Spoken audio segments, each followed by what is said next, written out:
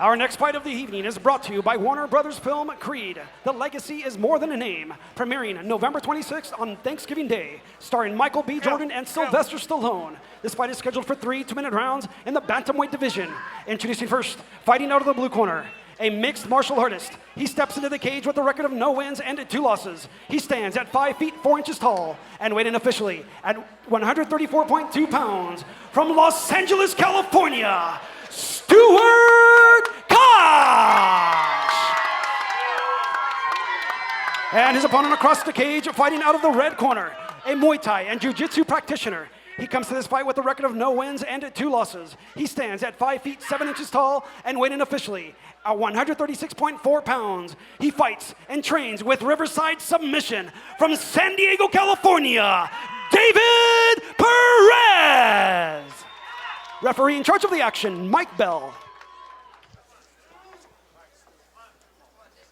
Here we go, folks. 3 2-minute rounds at 135 pounds. Stu Kosh, the Army infantry veteran, in the blue corner. David Perez in the red corner. It starts here. Kosh taking center cage.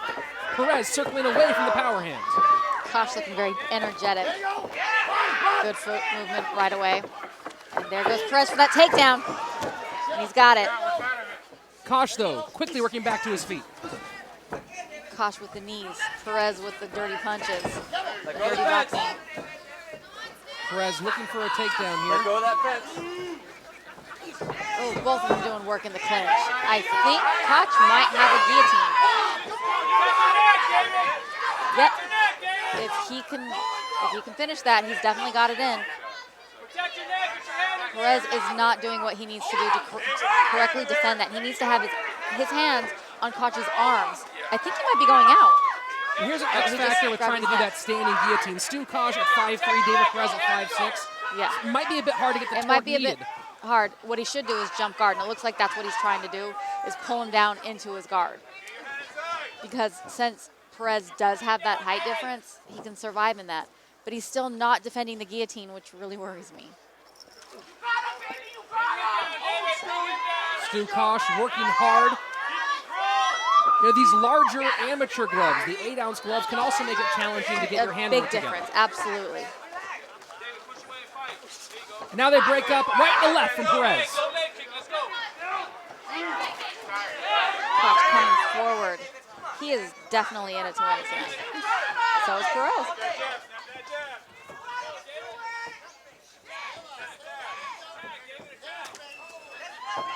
Perez going for another takedown. Got that body kick. 10 seconds left. Can Kosh stay on his feet? Perez ducking down. Stu working very hard. Great job at defending the takedown. Handshakes at the end.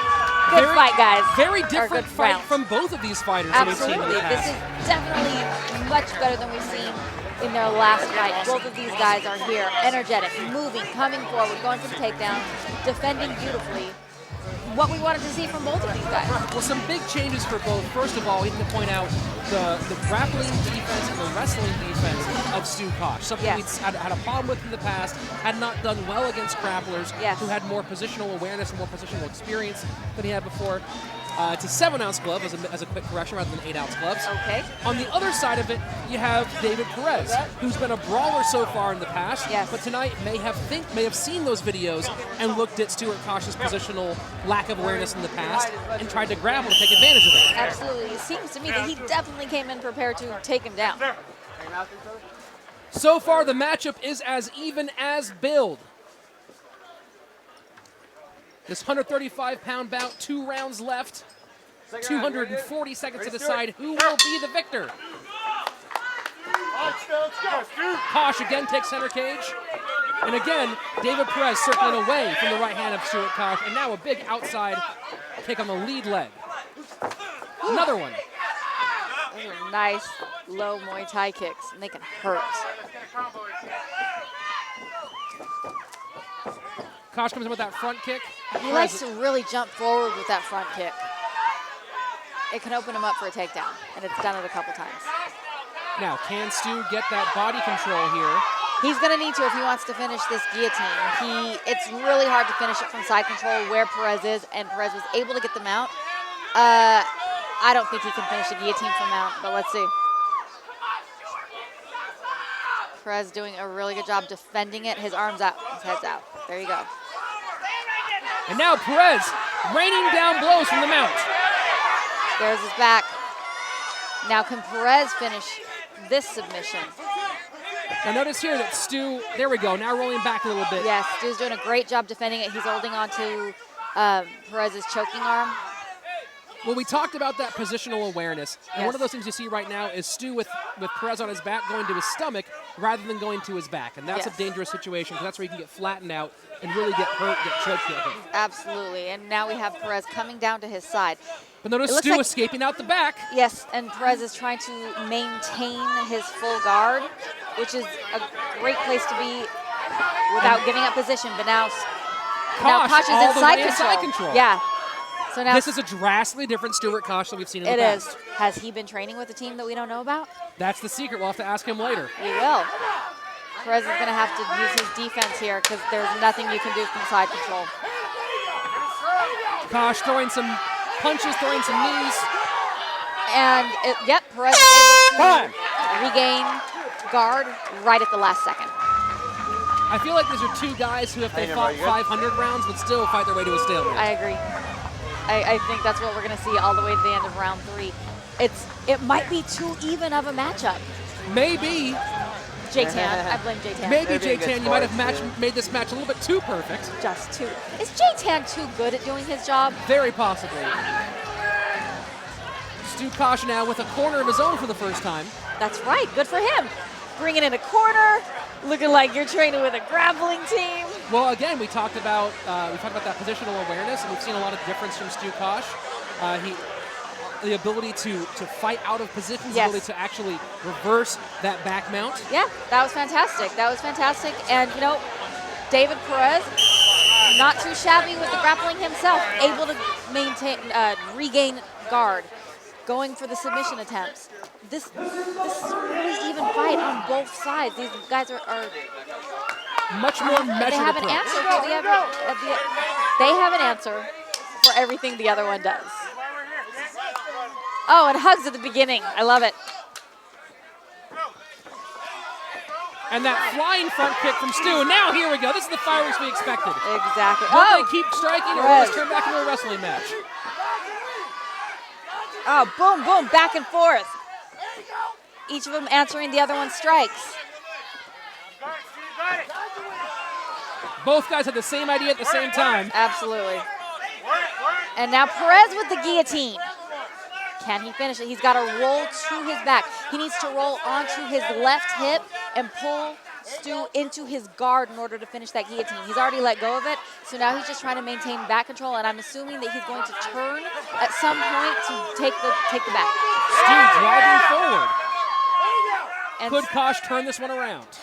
and now Koch is going for the guillotine. Let's see if he can get it. Again, roll back onto your hip. Pull him into your guard. He's not going to finish a standing guillotine from here. We've seen double knockouts in mixed martial arts in the past. We've never have. seen a double submission. A double submission. Do they both have each other's necks? I can't see from where I am. Do they both have their hands over each other's head? Stu's head is out. Working the Punches. left side of the body is Stu Kosh. Knees now from the infantryman. Knees from the guard. Perez And looking to Perez grab is one of gonna those and grab counter. one of those and take him for a takedown. I think we've seen this before. And there it is. Ooh, knocking down the There you go. timekeeper's table.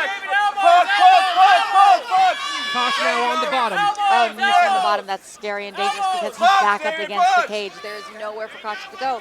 But what he's doing is called walk the dog. Try and walk his feet up the cage. 10 seconds left.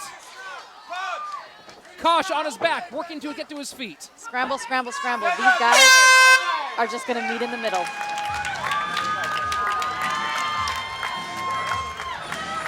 If there was a round 4, I think it'd be the same. A round 5, I think it'd be the I same. agree. A round 100, I think it'd be the same. This might be the most evenly matched pair I've ever seen at the University of Mixed Martial Arts. I agree. Have we ever had a tie? Have we've had draws. We've had draws. We've had in the draws. past. I think this is a draw. If there's one that I've seen that I would actually vote for a draw right out the gate It's from, this one. might be This one. is a draw. I'm calling it now. It's a draw. Both fighters really putting on their most complete performances here tonight. I was thoroughly impressed with both of them. I think both of them came in and did exactly what they said they were going to do. They showed up mentally. They showed up physically. They came in with the striking, the defense, the grappling. We saw it all out of both of them.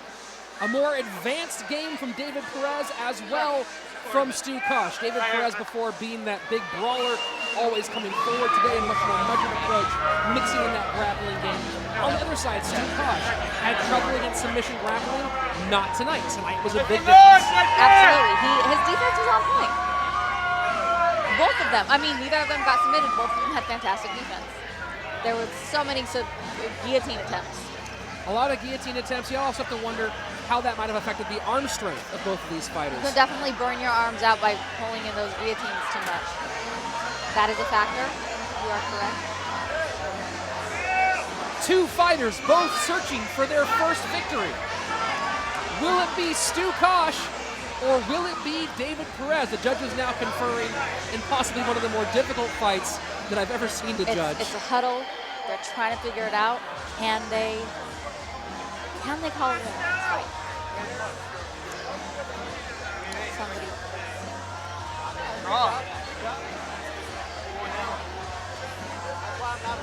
David Perez at 0-1 in camo, 0-2 if you go outside of the California Amateur Mixed Martial Arts Organization. Stu Kosh, 2 losses, both here at the university, or his first one here at the UofMMA, Yes. second one with another promotion. Both searching for that opening victory, and both made good statements for it tonight. I agree. Both put up a good fight. The tickets are in, and the scores have been tallied. I have no idea whose name we're going to call. None. Luckily, we get to find out right now. Let's go inside the cage to make it official with Salvador Ariano. All right, ladies and gentlemen, here we go. After 3 rounds of action, we go to the judges' scorecards. First judge scores a fight 29-28 for Perez. Second judge scores a fight 29-28 for Kosh. Third and final judge scores a fight 29-28 for the winner by split decision. Out of the blue corner, Stuart Kosh!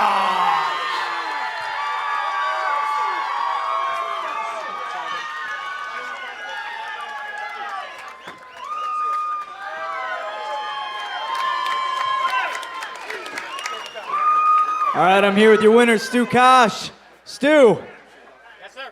Stu, you came in here, your best performance at the U by far, improved grappling defense, improved all over. What was the difference that gave you the win, though? You know, my heart wasn't in it last time. I didn't have my friends. I didn't have my corner with me. And this time I came out with some people who were dedicated to helping me out. I listened to my coaches. I listened to my friends and my family. I looked at that footage, and I had to be honest with myself and be like, hey, I wasn't trying hard enough in these areas, and that's where I made the improvements. How important was it for you to show that you could perform here at the U? I had to get this as a win. I had to take this as a win. And the biggest difference really was I was just coming to play. I was just coming in here to say I did it. But this time I came in here and I said, I'm going to win it.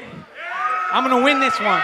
And anybody out there telling you can't do it, you shouldn't do it, and that you won't be able to do it, just go ahead and do it. Whatever it is you want to do.